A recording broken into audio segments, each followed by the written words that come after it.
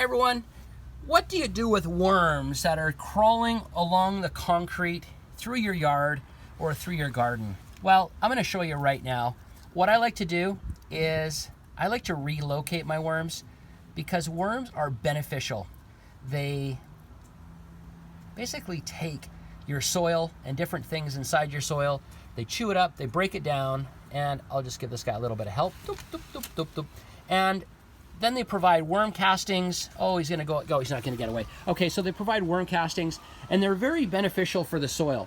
So I am very, very mindful of the worms, and I like to make sure I don't accidentally step on them. If I'm turning the soil over and the worms come out of the soil, I don't just assume on a super hot sunny day that they're gonna live and survive.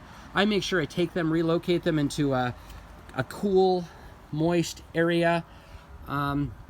And what I've done with this worm is we've taken him, and I have him crawling through my fingers, and we have a little area over here called our Deva garden. So what I'm gonna do is I'm gonna find a pot, or better yet, I have some soil just over here where there's some leaves, and he can hide under, it can hide under some leaves, and I'm even gonna just kind of help the wormy along, like so. So be mindful of your worms, help them along, because if you turn soil over in the middle of the afternoon, you're gonna start seeing birds and crows landing, and they're gonna start eating up all the worms. And worms are super highly, highly beneficial, not only for your compost pile to break down the compost, because they break down, they break things down, but they also help to, poop it back out, and that becomes worm castings, which is super highly beneficial for your soil.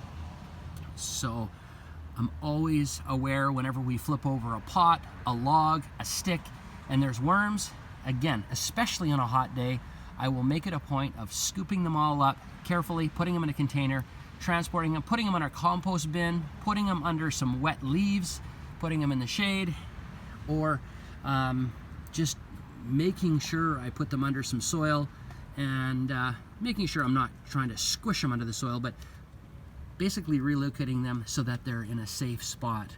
And we can see that in a matter of a couple of minutes or even less, this worm has formed itself a new hole in the ground under some leaves. And what I'm gonna do is I'm just gonna bury this right here, and there we go. So no birds are gonna find that worm.